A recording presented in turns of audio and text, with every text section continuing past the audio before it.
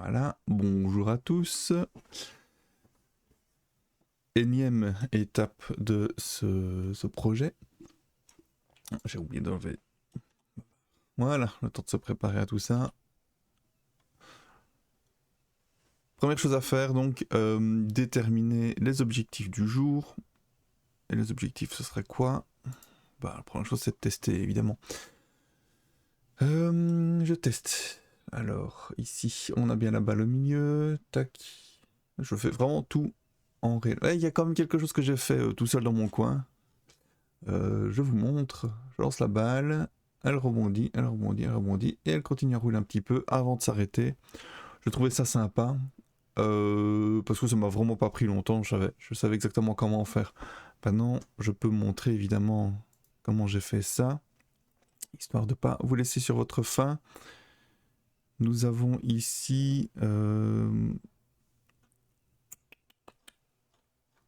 Oui, donc la balle en fait quand je la lance, elle n'a plus une rotation totalement aléatoire comme c'était le cas avant. Elle a une rotation qui dépend de sa vitesse horizontale. Ok, donc si je la lance parfaitement verticalement, normalement elle ne doit pas tourner. C'est exactement ça. Et si je lance ma balle, je sais pas moi, à 0 degré, on va dire à 100. Je vais pas encore tester, hein, je travaille sans filet. Hop. Ouais, elle glisse encore un peu, voilà. Ça c'est le truc que j'avais pas encore réussi à corriger. Elle glisse un petit peu sur la fin, et je sais plus si ça marche ça. Non, ça marche pas. 0, il faut que je mette à 180 degrés. Voilà. Ah, il a pas aimé mon 180. Ah ouais, non, il m'a il m'a 0. Donc 90, 180, ouais, c'est ça, elle est censée revenir en arrière. Pourquoi est-ce qu'elle revient pas en arrière? À mon avis, j'ai été un petit peu trop violent dans la... Dans le filtre qui permettait, parce que c'est pi demi. Ah, si c'est pas exactement pi demi, je ne sais pas, je vais voir ça. Mais bon, d'abord, une chose à la fois. Explication sur comment j'ai fait pour que cette balle rebondisse. Ah, tu sais quoi? Je vais mettre 179 pour voir.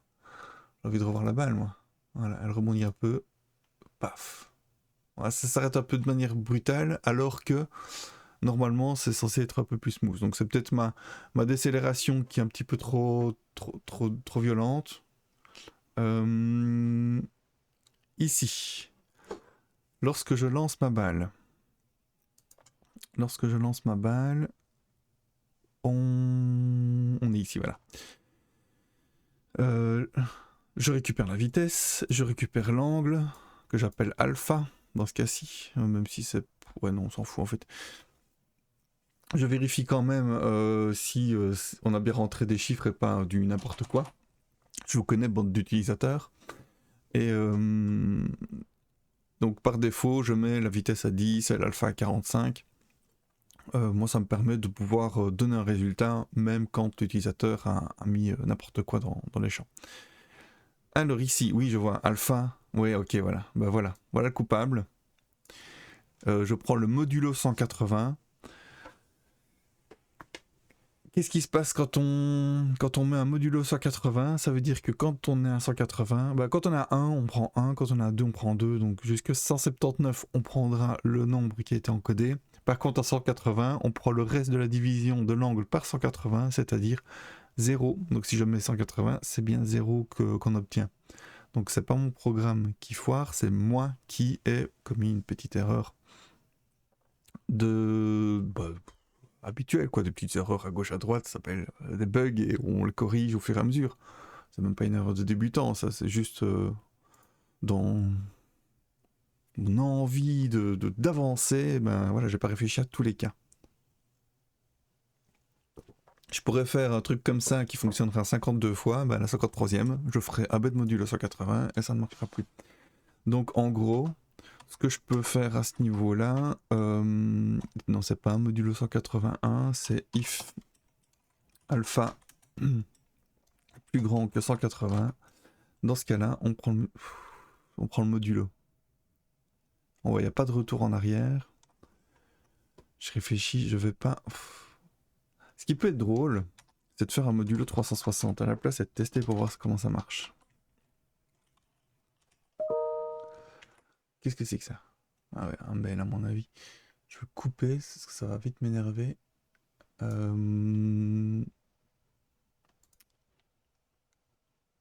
est-il? Gravity, Gravity. Ça doit être là. Ouais, c'est ça. Je vais le couper. Voilà. J'espère ne pas être dérangé par autre chose. Ici.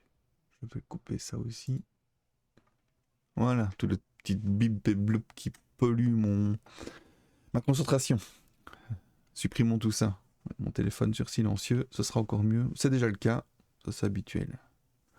Bon, faut quand même que je sois attentif quand des clients appellent, mais voilà, c'est pas non plus le truc qui m'arrive souvent le mercredi matin. Je préfère me consacrer à ce projet, histoire d'avoir un peu de fun. Bon, je disais, 360 degrés, donc si je mets par exemple, allez, soyons fous, 270, normalement elle va remonter directement selon... Parce que mes calculs sont assez génériques. Ouais, c'est ça. Mais elle monte pas autant que si on mettait un 90. Un 90, voilà, on va compter le premier rebond. 1, 2, 3, ça m'a l'air bien. Et si je mets 270, 1, 2, ouais, allez. Bon, mais 1, 2, c'est pas très scientifique de calculer les secondes en les comptant comme ça à voix haute, mais là on a clairement quelque chose qui ne correspond pas. Hein. Donc si je lance la balle, on va être un peu plus scientifique. Scientifique. On a la balle X, Y, Z. On va surveiller le Y pour voir jusqu'où ça va aller. Voilà, on n'arrive même pas à 2. Et je suis sûr que si je mets 90 degrés, on va arriver à 3 ou 4. Voilà, même 5, 5,5. J'ai vu un 5,6 à un moment donné. Clairement, on n'est pas sur la même valeur, alors que... Est-ce qu'on perd déjà... Bah oui, on perd déjà la moitié au rebond, en fait. Et si je me mets à 270 degrés, pour rappel, 270 degrés, c'est vers le bas.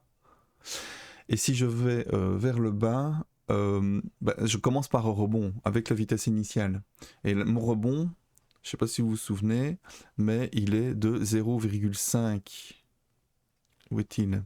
Mon rebond, voilà, ici. La force, j'ai mis la gravité à 9,81, comme la gravité terrestre. J'ai mis le rebond à 0,5. Ok, avec un maximum de rebond à 100, ouais, ça n'arrive que rarement, c'est vraiment pour pas boucler à l'infini. 100 rebond, ça me paraît bien. Si vous lancez une balle dans votre salon, je sais pas si elle va faire 100 rebonds avant de s'arrêter. Mais bon, soit, ça c'est vraiment pour avoir un effet un peu visuel sympa, mais au final, ça non plus c'est pas très scientifique, quoi.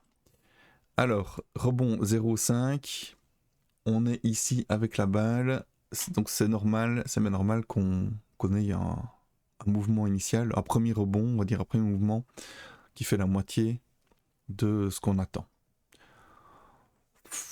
Voilà, pourquoi pas laisser comme ça. Pourquoi pas? Ça permet vraiment d'avoir tout le cercle trigonométrique. Si je me mets par exemple à 300, donc c'est moins 60 degrés en gros. Tac.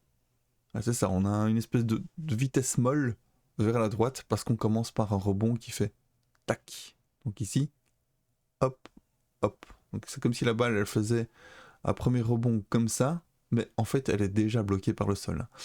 Là, et puis qu'elle rebondissait. Mais c'est instantané, hein. Là, en fait, quand je fais ça, on est plutôt là. Voilà.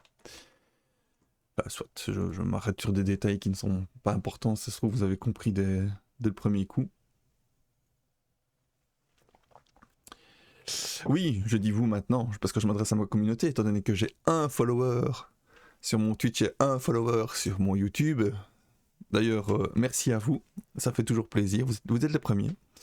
De chaque côté, chacun à votre manière, bah, vous avez participé à la création de cette chaîne, comment, le côté officiel, voilà, ça y est, c'est bon, je suis youtubeur, streamer, car j'ai des followers. J'en ai un en tout cas. Et pour ça, rien que pour ça, voilà, vous avez tout mon respect et je vous en remercie. Donc, on a résolu plus ou moins ce problème-là. Ceci, est-ce que ça fonctionne du coup? Voilà, je peux faire la même chose avec la vitesse, parce que moins 10, finalement, à 300, 300 c'est par là, moins 10, ça serait par là.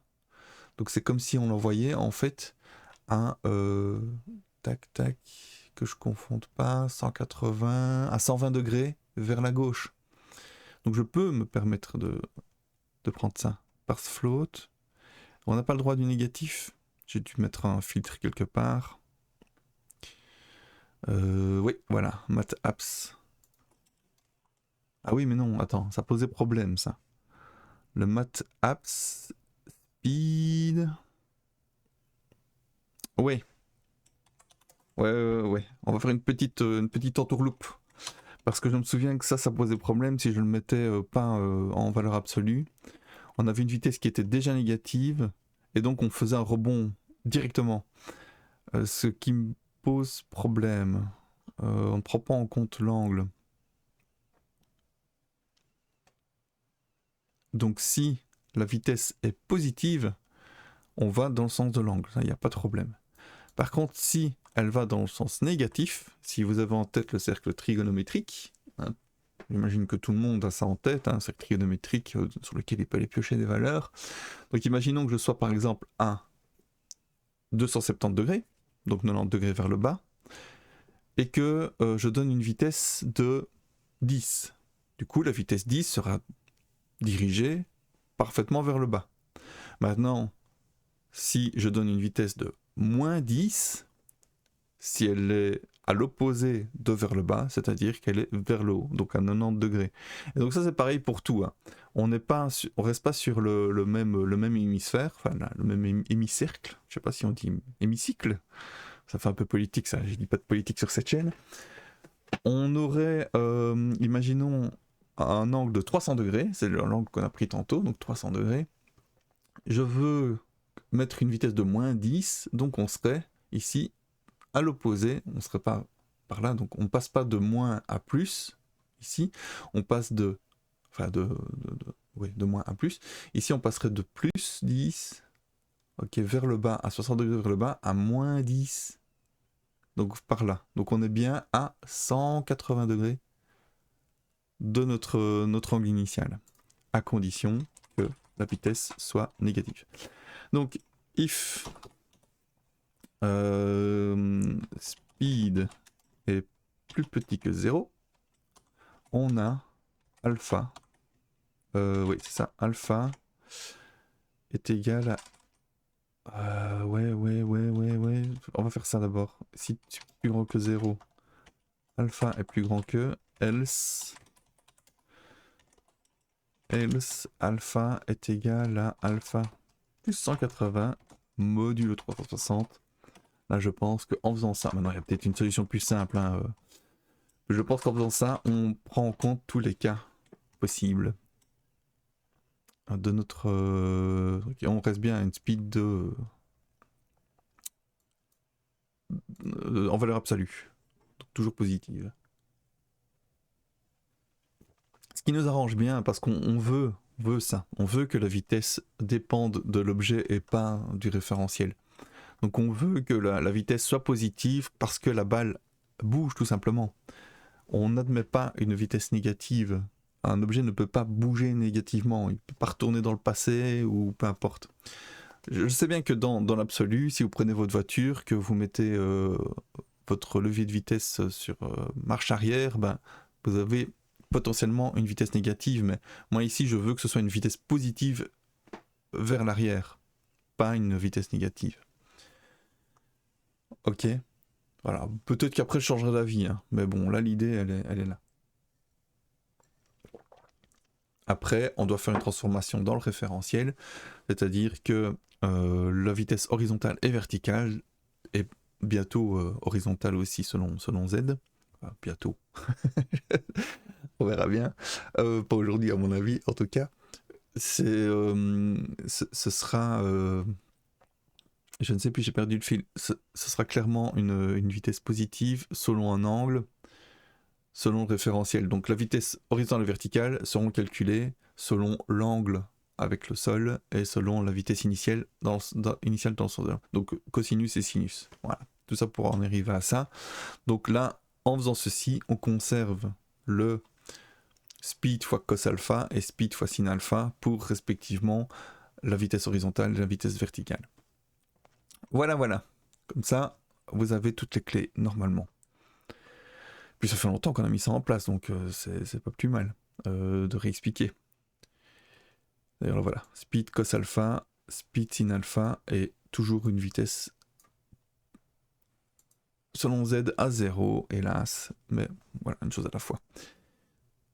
Donc, là vous avez les clés pour tout ce qui est vitesse initiale. Et donc la petite subtilité, parce que j'en reviens, à la base j'expliquais ça, j'expliquais comment je calculais la rotation de la balle, qui correspond normalement, qui devrait correspondre normalement à la vitesse à laquelle elle roule, donc une vraie vitesse roulement sans glisser, on appelle ça. Ici je vois, ce que j'ai mis en place, c'est ceci. La vitesse de rotation selon Z, donc la vitesse de rotation selon l'axe Z, donc ça c'est l'enroulement autour de Z, on peut appeler ça, il est de moins la vitesse divisé par 2π fois le rayon. Alors, explication, 2π fois le rayon c'est quoi? 2π fois le rayon, c'est le contour de ma sphère, ok? Ce serait l'équateur par exemple. Bon, ici c'est pas l'équateur puisqu'elle passe par les deux pôles, mais vous avez compris l'idée. 2πr, c'est la rotation, enfin c'est comment, oui, c'est ça, la circonférence de ma sphère à un méridien ou oui, c'est ça, le méridien de Greenwich. Donc au méridien de Greenwich. Je pense que ça colle en plus avec le truc. On est là comme ça avec. C'est peut-être bien l'Angleterre qui est ici.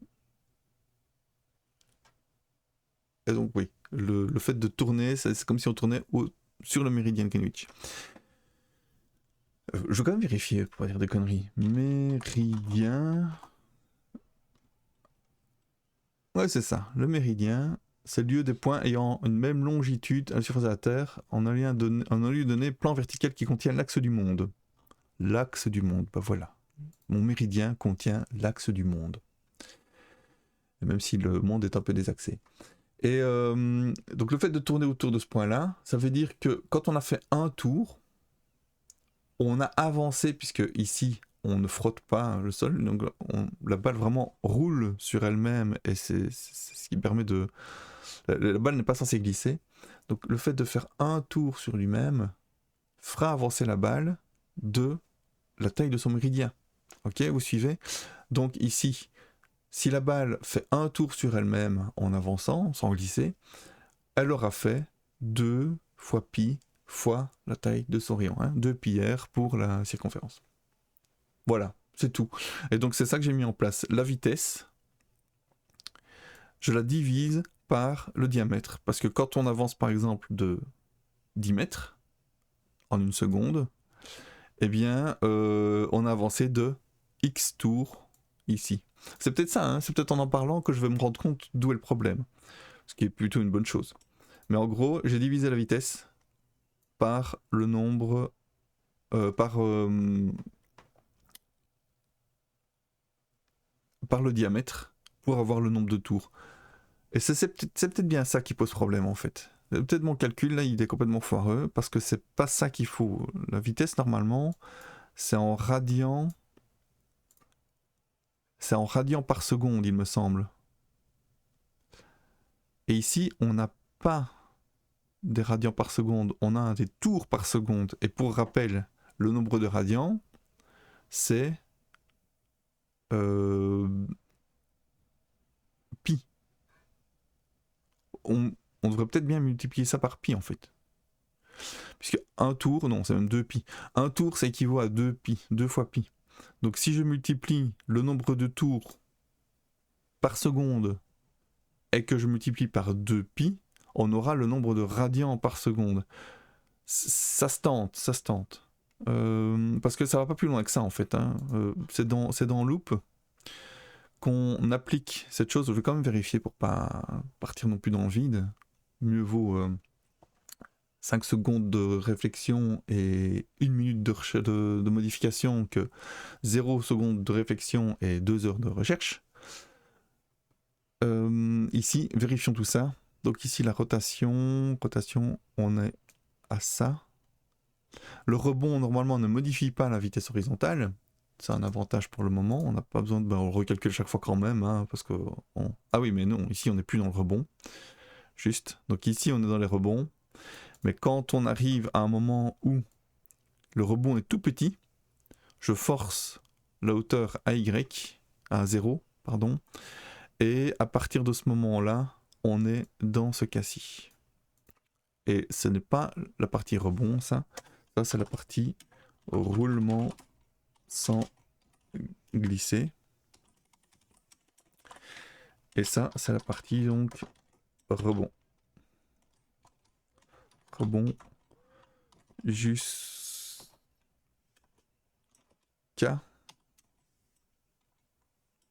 Ouais, j'aime pas jamais aimer jusqu'à. Jusqu'à Y égale plus petit ou égal à 0,5 dans la vitesse sur Y. Jusqu'au moment où la vitesse selon Y est plus petit ou égal à 0,5 mètres par seconde au carré. Ça veut dire que c'est plus petit que son rayon par seconde. Donc il faudrait 1 seconde à la vitesse pour juste faire ça. Ouais, c'est beaucoup. Maintenant, quand je m'étais plus petit, j'avais tendance à avoir des aberrations. Par exemple, 0,25. Ça augmentait vraiment beaucoup le nombre de rebonds. On divise chaque fois par 2. C'est peut-être pas la bonne manière de faire, parce que dans la pratique, on sait qu'il n'y a pas un nombre infini de rebonds. Ici, étant donné que je divise chaque fois par 2, puisque je multiplie par 0,5 à chaque fois, on a clairement la possibilité d'avoir un nombre infini de rebonds. Ça ne va pas. Ça ne va pas. Il y a pas à l'échelle humaine, on n'a pas d'infinité au niveau des mouvements. Il n'y a pas de mouvement perpétuel, il n'y a pas de roulement ad vitam aeternam. Ça n'existe pas. Même la Terre ne tournera pas sur elle-même éternellement. La preuve, c'est que la Lune s'est déjà arrêtée. Enfin, elle est déjà verrouillée, voilà. Alors qu'avant, elle tournait sur elle-même.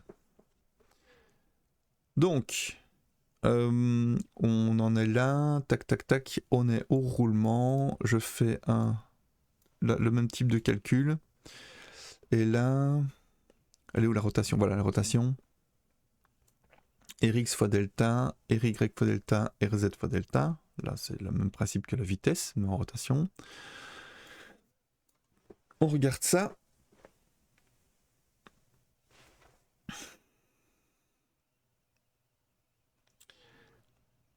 Ça ne m'apprend pas grand chose de le regarder comme ça. Je vais faire ce que j'ai dit, mettre mon plan à exécution et multiplier par 2π.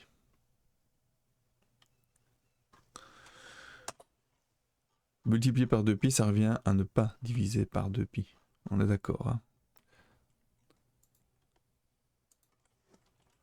Faudra peut-être garder le 2, je sais pas. Voilà, écoute. Hop.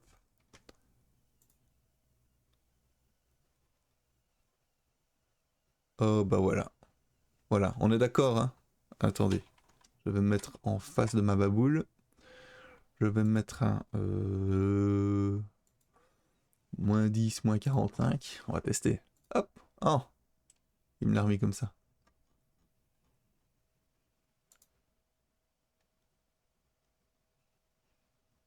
Voilà, ça s'arrête toujours aussi brusquement. Mais là, au moins, on a la bonne rotation. Donc c'était bien le problème des 2π. Puisqu'on est censé multiplier notre résultat par 2π. Donc on multiplie, on divise par 2π. Et du coup, bah, le terme 2π peut sauter. Et c'est réglé. Voilà, j'adore qu'un plan se déroule sans accroc. Là, je l'avais déjà viré. Tac. Donc ici, 135, moins 60. Pourquoi est-ce qu'il se dirige par là? Attends. Là, je suis pas d'accord, par contre. 10, moins 60.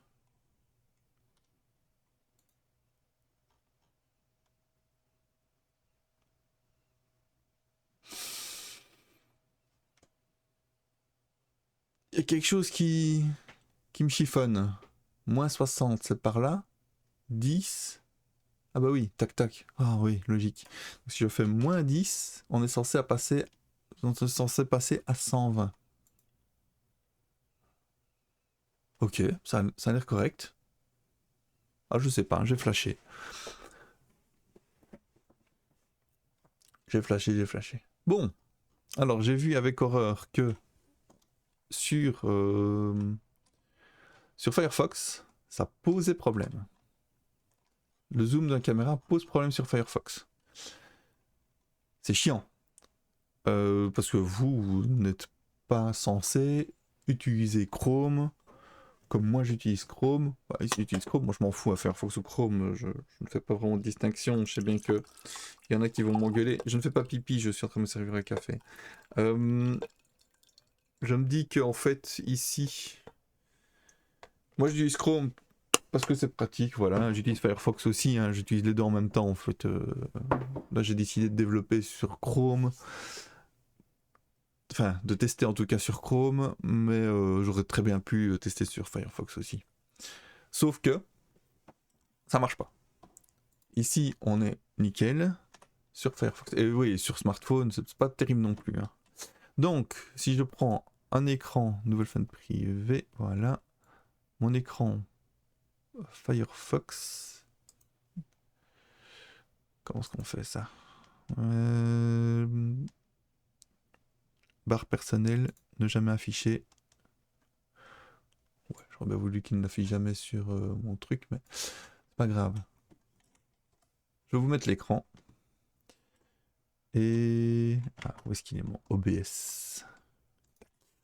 Voilà.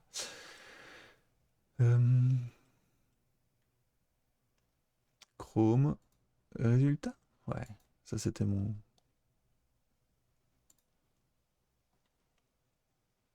je travaille sans filet là. On y est. F11. Voilà. Un petit refresh. Je vais arrêter ça et ça. Voilà. Donc là, c'est Firefox. Là. Ouf. J'ai pas l'habitude. Je vais rafraîchir Chrome. Voilà. Donc Chrome. Firefox. Il n'y a pas moyen de passer d'un à l'autre directement.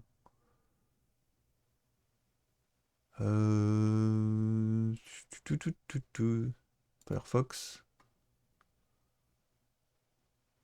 Chrome. Ouais, c'est ça, voilà. Firefox. Chrome. C'est très très subtil, hein. Donc, Firefox. Voilà. Donc là, je suis... Est-ce que je suis bien sur Firefox? Non, je suis sur Chrome, évidemment. Hop.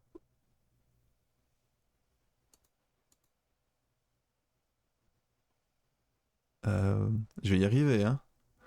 Donc ici, c'est quoi ça?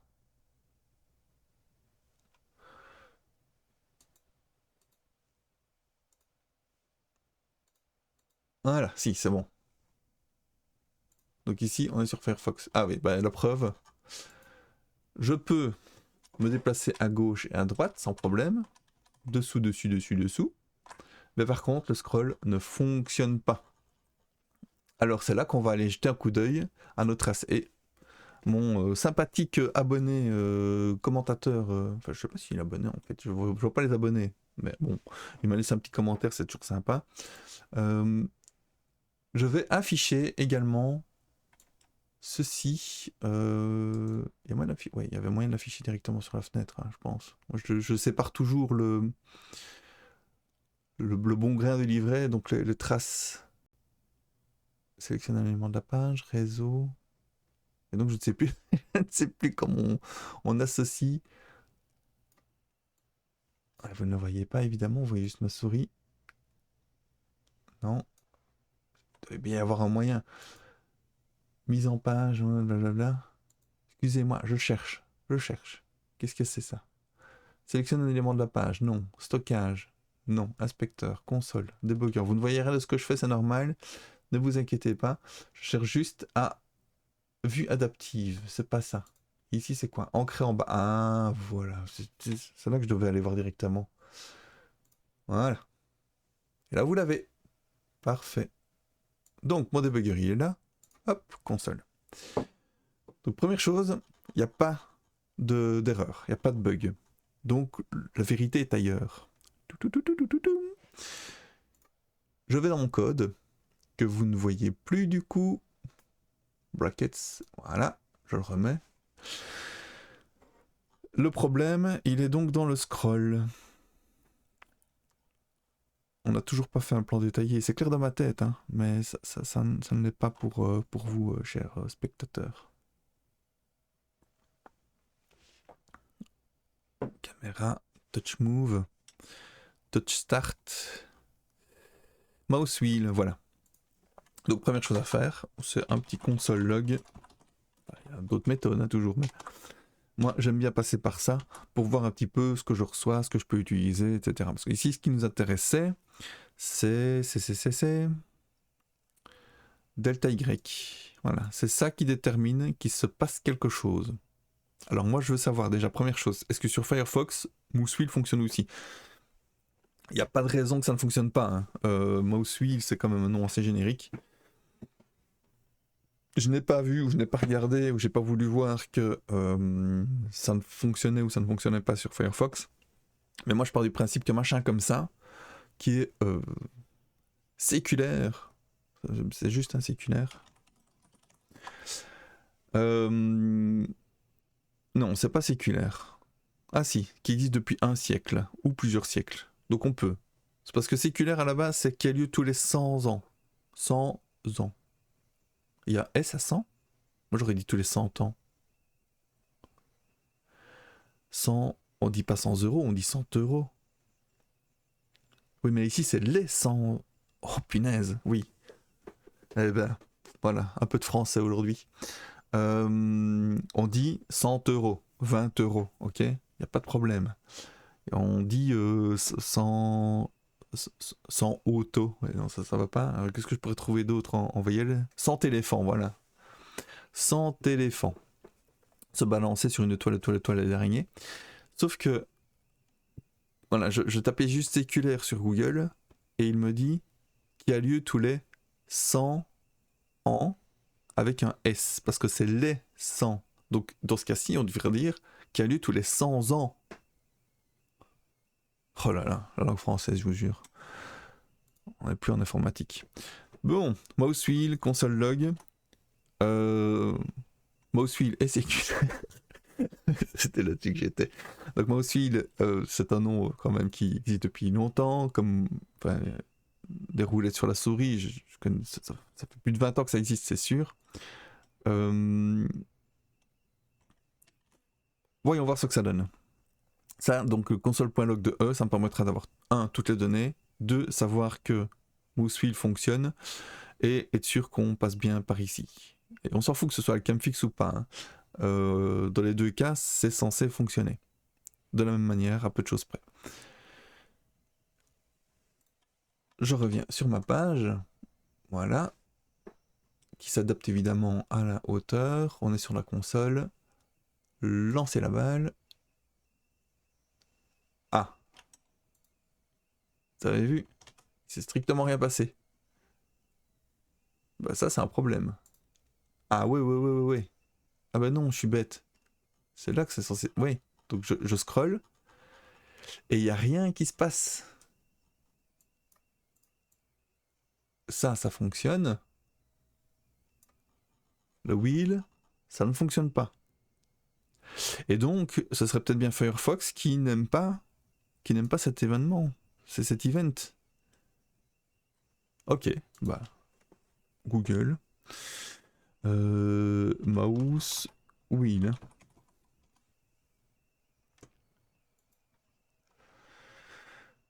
This feature is no longer recommended.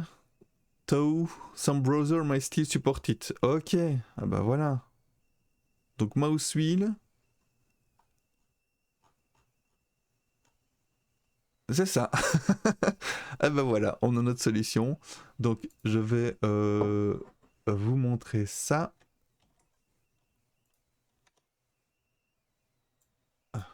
Voilà. Ouvre une petite fenêtre. Hop. Donc ici, non seulement il est deprecated, ça veut dire qu'il ne faut plus l'utiliser. Non-standard, non-standard, ça veut dire qu'il n'est pas partout le même, si je ne me trompe pas. Et ce qui nous intéresse ici, c'est le petit tableau tout en dessous. Je devrais peut-être désactiver mon bracket. Voilà, vous y verrez plus clair. Donc je suis sur développer.mozilla.org. Mozilla, c'est quand même Firefox. Et inversement. Surtout inversement d'ailleurs. Et on voit bien que Firefox, mouse wheel, nope.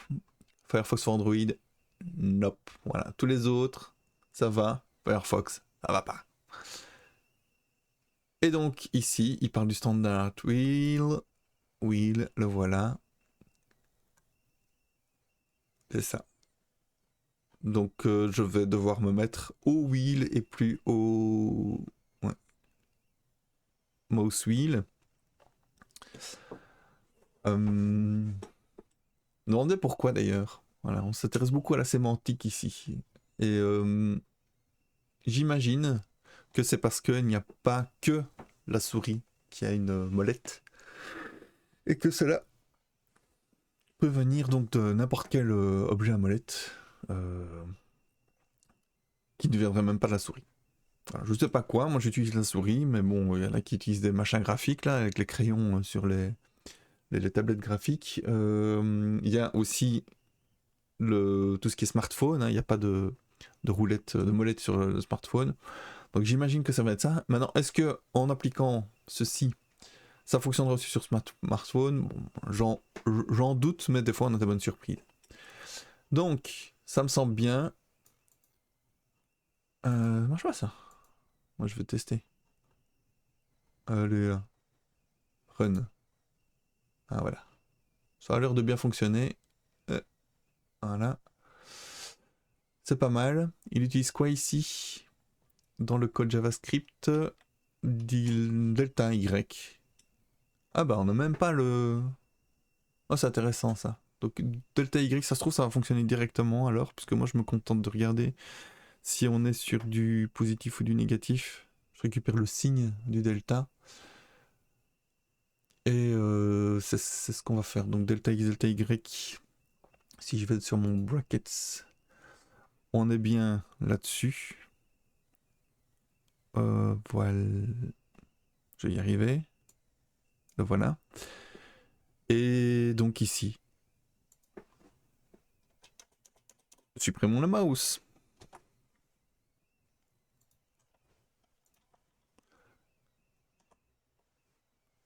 Hop. C'est bien ça. Voilà.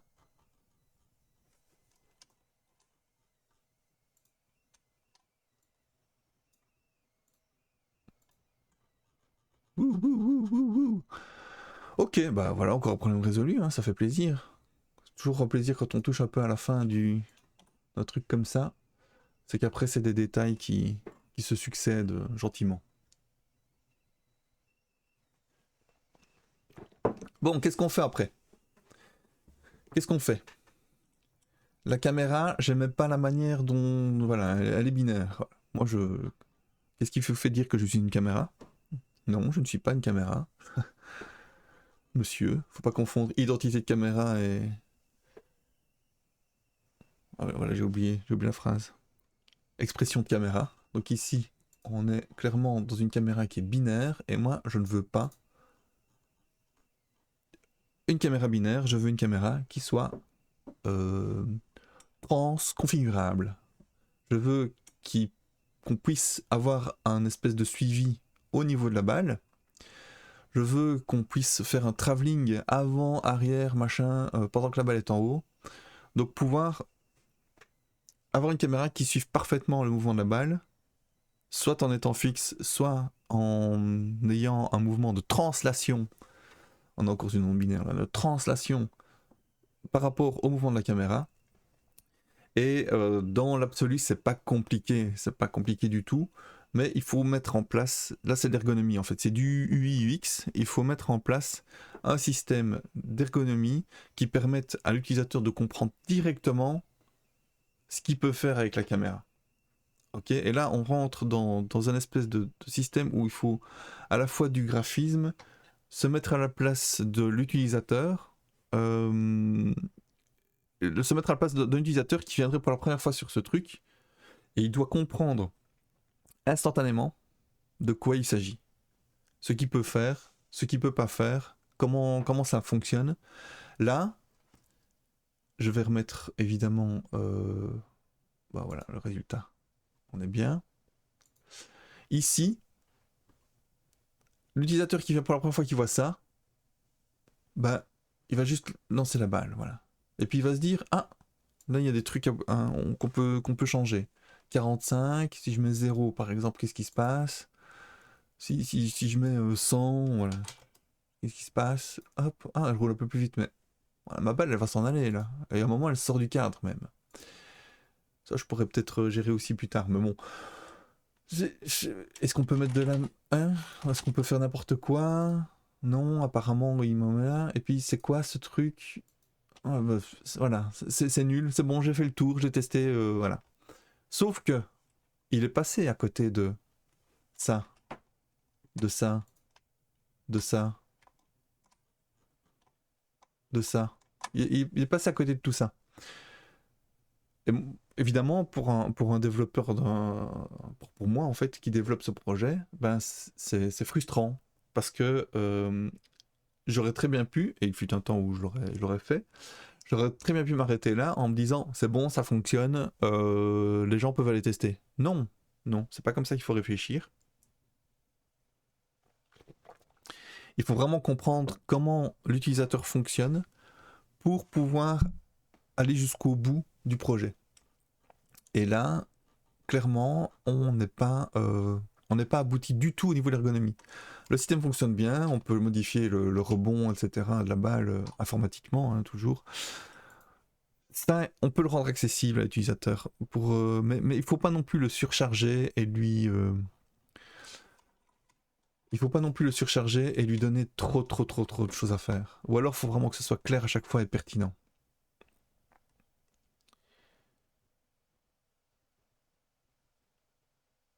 Alors, oui, donc je vais tourner la Terre, là, c'est fun. C'est juste que la lumière correspond pas au soleil. Bon. Par quoi commencer dans ce cas-ci? Par un plan d'attaque. Mon plan d'attaque, ça sera quoi? Ici, vitesse, peut-être mettre un curseur de vitesse. Et ici, on met un truc d'angle à tourner. La caméra, plutôt que de mettre un gros bouton qui switch, voilà, une caméra binaire, on met une caméra qui, donc par exemple ici, serait écrit caméra, avec une espèce de télécommande qui permettra de monter, descendre, gauche, droite, etc. Voilà, c'est intéressant de faire comme ça. Alors il y avait aussi le fait qu'on peut aller soit à gauche, soit à droite, soit en haut, soit en bas, mais on peut pas faire deux choses en même temps. Et ça, je n'aimais pas non plus. Donc si je reprends tout ça, on va mettre un petit message hein, pour mettre en place toutes ces choses-là. Tac. Non, c'est pas celui-là. Il est où, index HTML, voilà. Donc c'est pas la petite pause. Au programme, la balle roule avant de s'arrêter. Ça, c'est fait. Au programme. BR. Oh, on va mettre carrément un LI, un ULLI. Soyons fous. Donc ULLI, c'est des listes. Au programme, je devrais mettre ça en... Ouais, allez hop. Ça prend beaucoup trop de place. Donc le style ici, on est en classe. Désolé, j'ai perdu. Je n'étais plus devant mon micro. Classe égale... Comment est-ce qu'on va appeler ça? Bandeau? Non, notification. Notif. Donc point notif. Point notif. Ah, mais vous voyez pas ce que je fais. Décidément, je me perds. Il me faudrait un stream deck en fait. Je vais devenir un pro et pro stream deck. Je me rends compte pourquoi tous les streamers ont un stream deck. Dès le moment où on veut montrer les choses un peu, de manière un peu dynamique, ben, on a besoin d'un bazar comme ça. Parce que là, ou alors il faut pas de contrôle quelque part qui contrôle OBS, mais là, clairement, il m'a fallu 5 minutes pour comprendre que j'étais en train de vous montrer un truc que vous ne voyez pas. Donc oui, je comprends tout à fait alors mon viewer qui me dit ah mais on ne voit pas ton Firebug quand tu corriges un bug et quand tu veux voir les traces. Ouais, bah oui, je suis d'accord. Là, je me rends compte de plus en plus que je parle de choses, j'accorde de l'importance à certaines choses et je ne vous les montre pas. Ce n'est pas correct vis-à-vis de vous. Ouais, je veux dire, c'est pas poli. Si, il n'y a pas de question de politesse, c'est juste que si je veux que tout le monde suive, quel qu'il soit, on parle encore d'ergonomie là. Si je veux que tout le monde suive correctement le bazar, ben, il faut que je montre les choses. Il faut que je montre les choses correctement, au moment où je les fais. Bon, du coup, on est parti. Au programme. UL. Moi, je sais jamais s'il faut mettre le UL avant ou après, c'est pas grave. Si je ne le sais pas, c'est que ça n'a pas d'importance. Attention, c'est pas sortir de son contexte ou appliquer dans tous les domaines, évidemment. Donc, ici, Ellie, je veux... on va pas mettre la puce puisqu'elle est déjà. Qu'est-ce que j'ai dit? Oui. Télécommande, caméra. Voilà. Ergonomie.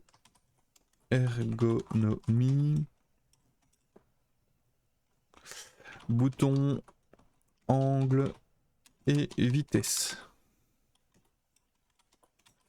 Alors en plus de la télécommande caméra, on va mettre également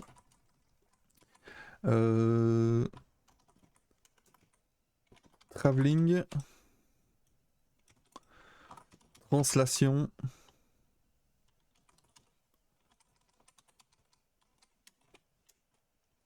caméra. Donc la caméra fixe on l'a, la caméra qui suit la balle on l'a un petit peu comme sur un terrain de foot. Maintenant je veux oui du travelling. On veut donc blocage selon X, selon Y, selon Z, etc. Et là on aura quelque chose. Clairement le truc caméra balle, caméra fixe, c'est au niveau de la vision, c'est une dimension quelque part.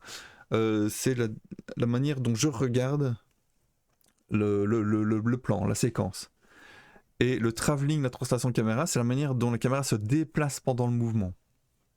C'est pour moi, il faut bien distinguer les deux. C'est comme si on avait une quatrième dimension en fait. En gros, on en a 6. Hein. On va pas se cacher. On va pas se cacher. C'est qu'il y a 3 dimensions. C'est la position de la caméra qui peut changer en fonction du déplacement.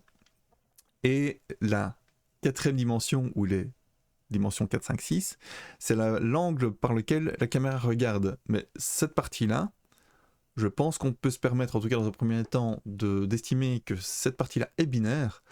Et donc, considérer que ce n'est qu'une dimension supplémentaire, c'est-à-dire que, enfin c'est plutôt une variable supplémentaire qui fait que la balle est suivie par l'œil de la caméra ou pas. Voilà. Il est évident que si on fait un travelling selon X, Y et Z, et qu'on avait la vue sur la balle, clairement, on est dans la situation où le travelling avec ou sans la caméra vers la balle, c'est la même chose. C'est la même chose. Par contre, dès le moment où on nommait un axe, pas le Z parce que la balle ne se déplace pas encore sur son Z, mais le moment où on met X ou Y, là c'est plus la même chose. On aura juste la caméra qui suivra soit le mouvement uniquement vertical, soit le mouvement uniquement horizontal. J'ai dit Z, hein, c'est Y. Enfin voilà, vous me suivez. Vertical, horizontal, ça vous comprenez sans aucun problème. Moi je me perds toujours parce que j'ai du mal avec le fait que l'angle Y soit vers le haut, alors que oui, les cours d'analyse, c'était souvent l'angle Y vers le haut et l'angle Z vers soi. X, Y, oui c'est ça. On démarre de X, Y. Donc souvent, quand vous avez un graphique en 2 dimensions, vous avez X vers la droite, Y vers le haut. Et là, on a ajouté une 3e dimension qui était Z vers soi. Généralement, c'est comme ça qu'il faut réfléchir, mais souvent en physique, on est à X vers soi, Y vers la droite et Z vers le haut. Et donc, vu qu'ici on fait de la physique, j'ai du mal à faire la distinction. Ceci dit, ça nous fait pas avancer tout ça. Donc, on veut une télécommande de la caméra. On veut que la caméra puisse faire du travelling. Là, j'ai mis un accent, j'en ai pas mis, je vais en mettre partout. Du travelling et de la translation selon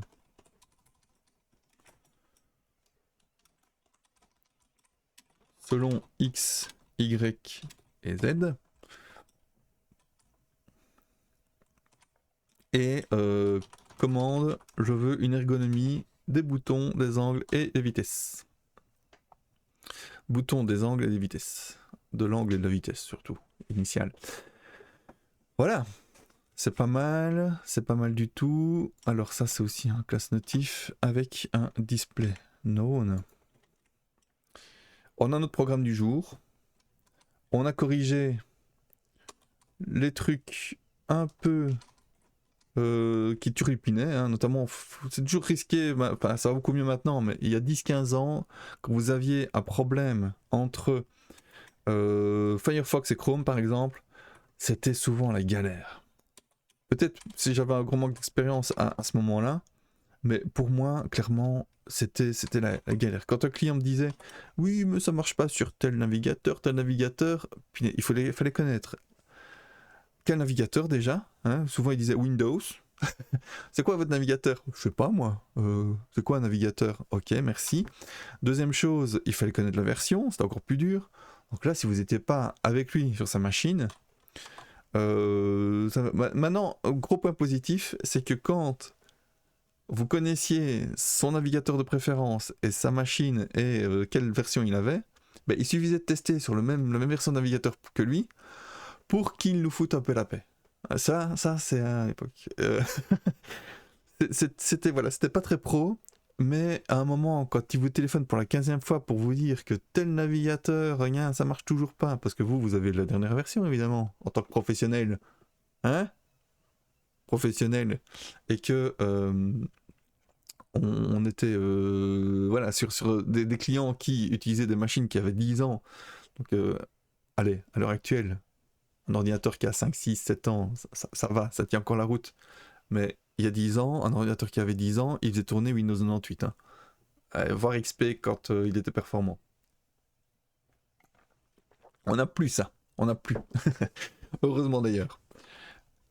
Je disais donc, ici on a notre notif, machin. Ici display bottom 2EM. Je sais plus c'était lequel qui se mettait en bas. Oh, j'ai pas pris le bon index. Bah si, c'est celui-là. Pourquoi? Ah, à mon avis, j'ai laissé le display known. Ah mince. Ah la boulette. Ah la boulette. Je vais garder ça. Voilà. Ça se trouve, vous m'avez vu venir depuis longtemps. Et moi, écoute, je vois rien du tout.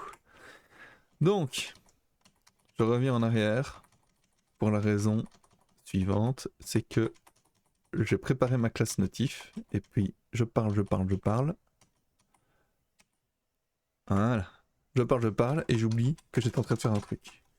Justement, hier, j'ai regardé une vidéo sur la concentration de la chaîne La Cervelle. C'est pas mal du tout, surtout si vous êtes étudiant. Et ben le mec il disait voilà, si vous avez du mal à vous concentrer, ou même si ça va pour vous concentrer, chronométrez le temps que vous mettez, le temps que vous vous concentrez. Alors je me dis à la base, mais comment est-ce qu'il veut faire ça? Chronométrer le temps qu'on se concentre, comment il fait quoi? Et donc il dit voilà, dès le moment où vous commencez une tâche, vous lancez le chrono. Et dès que vous vous rendez compte que vous êtes en train de faire autre chose que ce que vous étiez en train de faire, vous arrêtez le chrono et vous regardez. Là, clairement, j'étais parti sur une tâche et si j'avais lancé le chrono, je crois que j'aurais dû l'arrêter après 2 secondes et demie quoi. Le temps d'écrire notif et j'étais déjà ailleurs. Pourtant, je suis pas TDA, hein. Je connais les TDA, c'est leur quotidien. Moi, j'arrive quand même à me concentrer, mais là, clairement, faire 2 trucs en même temps, donc dialoguer, expliquer ce que je fais et en même temps programmer. Je suis encore en train d'oublier ce que j'étais en train de faire. Bah ça, oui, ça, c'était chaud pour mon petit cerveau. Donc ici, notif, c'est bon. Notif, ça aussi, c'est un notif. Display known, bottom 2. M, c'est légèrement différent. Sauf que ici, on a bottom 0, bottom 2. On va inverser le bazar. Hein. Bottom 0, bottom 2. Même si on va sûrement adapter un petit peu après. Mais vu que le plus grand, si je... Ouais, j'aurais pu, je sais pas, on va voir. Hop. Ouais, ça c'est un gros haut programme. Un gros haut programme. D'ailleurs, je vais me remettre à bottom 0. C'est pas grave.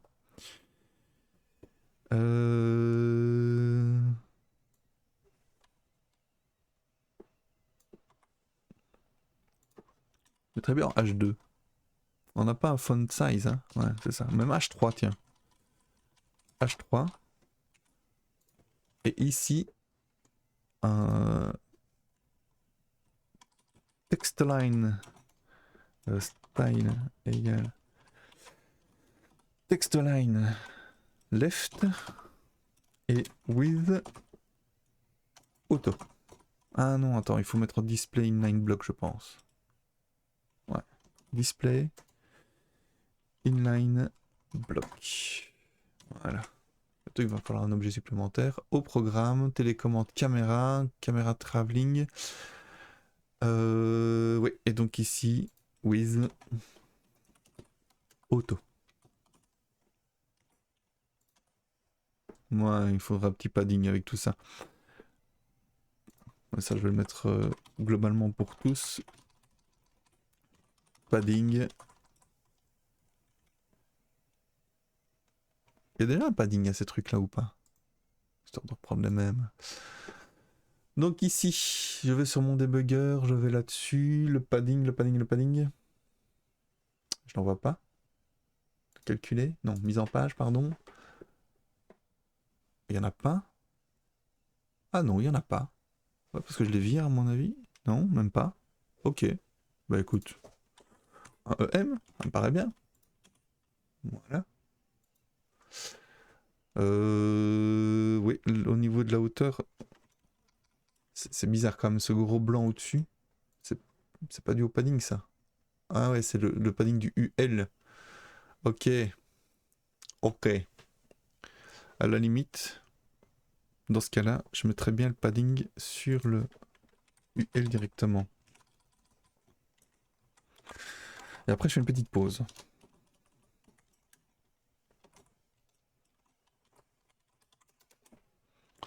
Parce que j'ai bu trop de café. Oui. Ah bah tiens, je vais regarder ici. Donc ici, padding, padding, hérité. Non, c'est pas ça, c'est pas ça. Bah enfin. Ouais, on a bien un padding de 40 ici. Il est pas indiqué? Ah. Non, font size 1.5. Non, je ne sais pas pourquoi. Dans mon UL, on n'a pas l'information par défaut, on l'a juste ici. Et on a du margin ici. Et ici, il n'est pas indiqué. Du tout. Calculé. Même pas. Ok, bah voilà. Considère que ça l'a quand même. Je pense que dans Chrome, il sera affiché ce truc-là. Padding 1 EM. Non, c'est l'inverse. 0 verticalement, 1 EM horizontalement. du tout ça que je veux. Ouais. Ouais. J'aime toujours pas. Au programme. UL. Ce que j'aime pas non plus, c'est ça. Donc là, le UL, il va aller hors de ça. Ah ouais. Et là, du coup... Oui, j'ai dit du coup. Je ne devrais pas. C'est mal.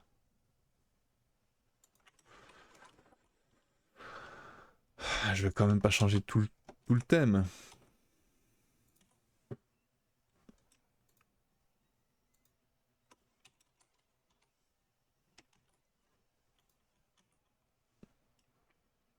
Bon. Pas grave. ULLI. Non, la gauche, c'est celui-là. Et là. Tac. Voilà. Ouais, évidemment. Et évidemment. Je ne sais plus. ULLI. Décaler les puces.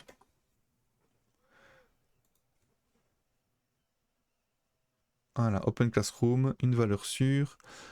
LI. Ah, il met clairement des P dans. Ouais, non, c'est normal. Non, c'est pas normal. C'est bizarre ce qu'il fait. Line height, text align, poem, list, style type. Ouais, le text align center, non. Non. Margin auto. Ah, ouais, peut-être bien mettre une margin left, tiens. Margin left. AEM. Est-ce qu'il prend la puce avec? Voilà. Bon, on est bon. Et donc ici, je vais me contenter de 1 EM, c'est très bien. Ok. Et un petit border radius. Moi, j'aime encore bien les border radius. Oui, je perds mon temps avec des bêtises. Border radius. Voilà. 0, 0, 0, 1 EM. Je sais plus dans quel ordre ça se passe. C'est pas celui-là. Donc ça, l'opposé.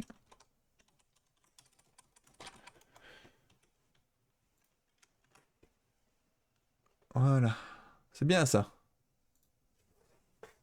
Alors, si je veux me mettre en pause maintenant, ici, petite pause, je reviens à leader 20. Voilà, un petit quart d'heure. On va mettre text align right. Text align right. Voilà. Ça donne quoi? Ouais, un peu plus petit, c'est pas plus mal. On va mettre un H2, tiens.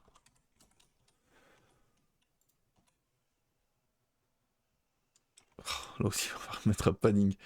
Ah là là. Padding. 1 EM.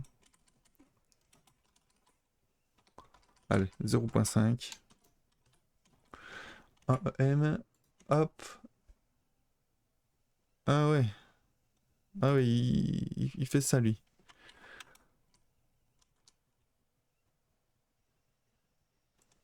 Ah ouais, parce que j'ai mis une whiz à 100%.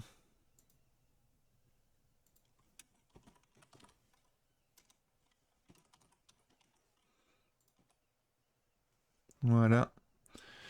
Et on va mettre en right 0. Ah, ah oui. Si je ne mets pas 2 points, il ne reconnaît pas. Oh, tac. Voilà. Ici, je faisais ça. With 50%. 50%. Ici. Ouais, ça peut rester comme ça. Ah bah voilà, en fait.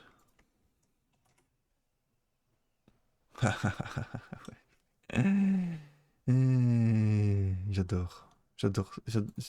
Quand il fait ça, quand il fait ça. Voilà, voilà, voilà, voilà. Voilà. Petite pausounette, je reviens à 10h20. Et donc, stay tuned, comme on dit. Et après 10h20, je ferai tout ça. En tout cas, j'irai le plus loin possible dans ce truc-là. Ok? À tout de suite.